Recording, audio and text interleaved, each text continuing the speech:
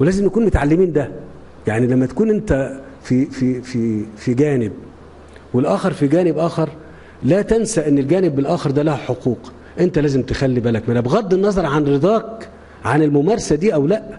اولا يا فندم انا عايز ابلغ سيادتك ان يعني بيان سيادتك يوم 3 يوليو يعني فرح قلوب المصريين كلهم فرحه عارمه يعني لا يتخيلها حد ويصعب وصفها، يعني لدرجه كانوا هم محتاجين الفرحه دي من سنين وشهور طويله. يعني أنا مبدئيا يا فندم كل يوم أشعر بالفخر أنني ضابط في القوات المسلحة المصرية. كل يوم أشعر بالفخر أن سيادتكم القائد العام للقوات المسلحة. ربنا يبارك في سيادتك يا فندم، ونحن من وراءك إن شاء الله يا فندم، وقدام سيادتك كمان يا فندم. كتر خيرك، متشكر.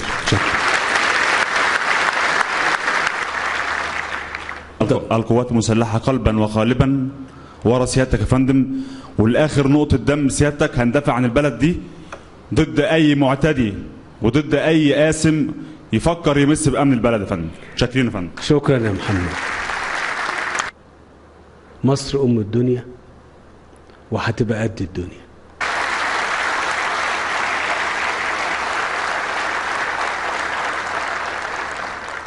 إذا لم تجد صيغة كحاكم، إذا لم تجد صيغة كحاكم إنك تحيد القوة المضادة ليك، اترك الحكم.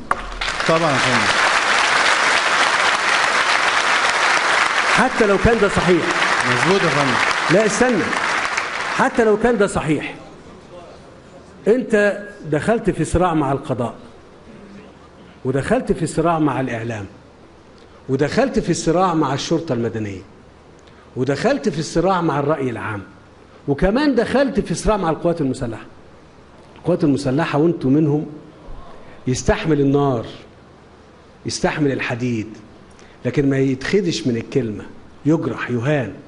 والإهانة في العسكرية المصرية إساءة للكبرياء الوطني، ما بنستحملهاش. مصر أم الدنيا وهتبقى قد الدنيا.